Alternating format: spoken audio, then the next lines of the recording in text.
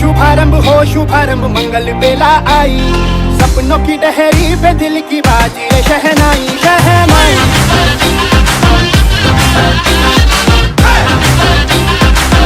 নয়নী সংঘ কর্তৃক আয়োজিত সার্বজনীন শারদীয় দুর্গোৎসবে সকল ভক্তবৃন্দ ও দর্শনার্থীকে জানাই শারদীয় শুভেচ্ছা। দেবী বন্দনায় আমাদের এবারের পরিবেশনা সমুদ্র মন্থন।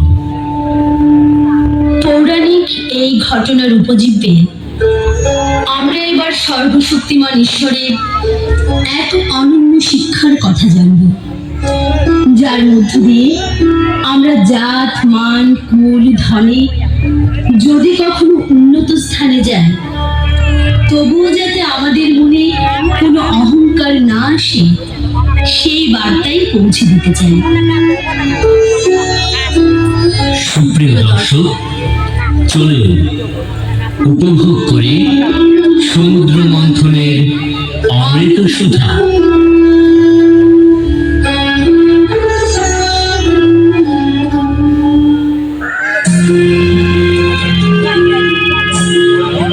পুরাকালে একবার দেবরাজ ইন্দ্রের সাথে দেখা হয়েছিল মহামুনি দুর্বাসার।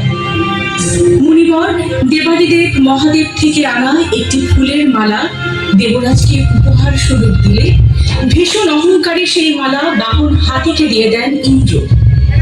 দেবরাজের এমন কাণ্ডে দারুণ ক্ষেপে যান দুর্বাসা। ক্ষেপে গিয়ে দেবতাদের প্রতি কঠিন অভিসম্পাত দেন তিনি।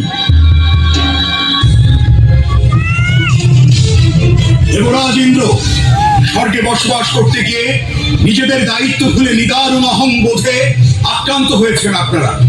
সম্মান আর শ্রদ্ধা ভুলে গেছেন।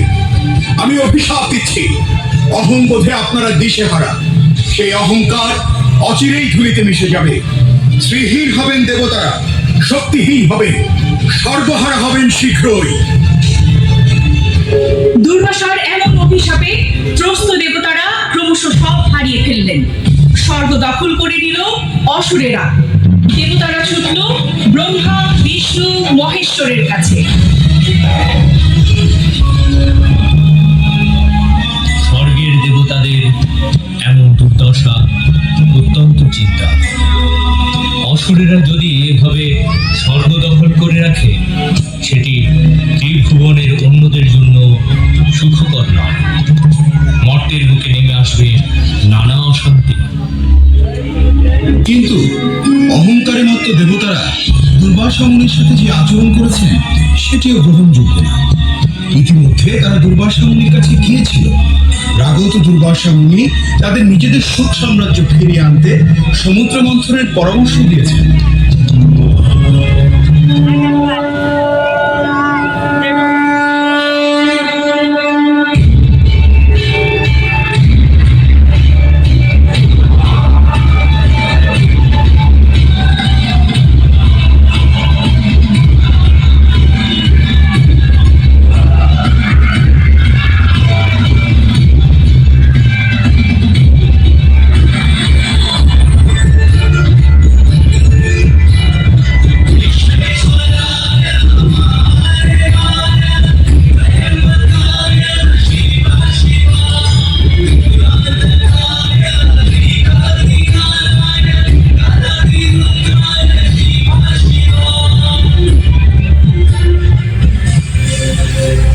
অসুরা দেবতাদের সমুদ্র মন্থনের শুরুতেই এলো হলাহল বীজ, যা বাষ্পাকারে ছড়িয়ে পড়লো আশেপাশে। এতে দুর্বল হয়ে পড়ে দেবতা ও অসুরেরা। স্বর্গমর্তে এই বিষ ছড়িয়ে পড়ার শঙ্কা তৈরি হয়।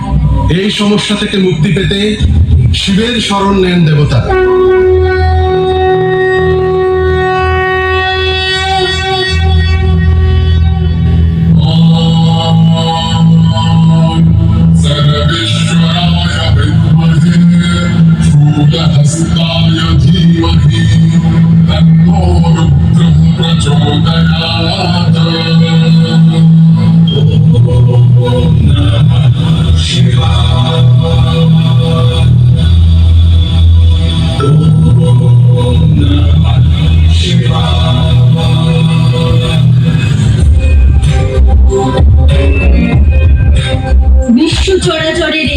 যোগে জাগ্রত হন মহাদেব, মুক্তির ত্রাতা হিসেবে দেখা দেন।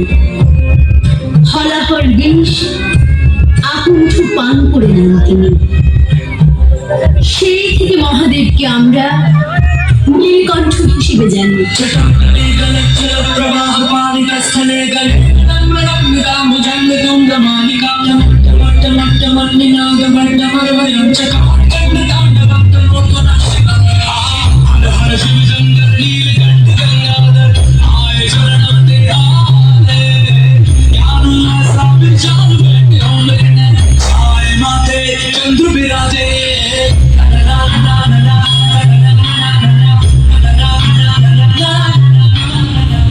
এছাড়াও মন্থন থেকে উত্থিত হলো দেবী লক্ষ্মী, সুদর্শনা অপ্সরা, তর্কবাগিনী বারুণী।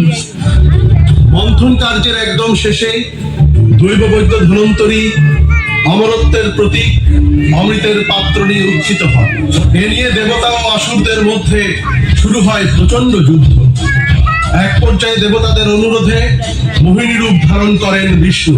অনন্য রূপ ও লাবণ্যে মোহিনী রূপী বিষ্ণুদেব অসুরদের সামনে হাজির হন।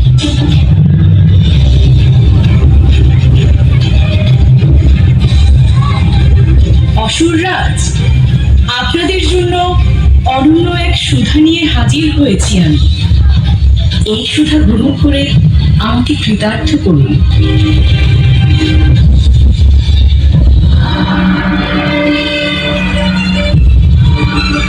মোহিনী রূপী বিষ্ণু আর সুধার ভাণ্ড দেখে অমৃত ভাণ্ডের প্রতি আগ্রহ হারিয়ে ফেলে অসুররা।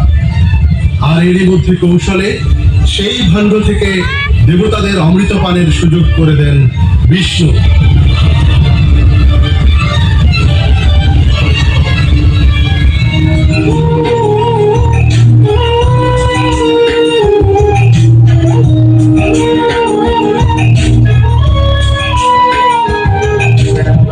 অমৃতপানের মধ্য দিয়ে আবারও অসুরদের পরাজিত করল দেবতা।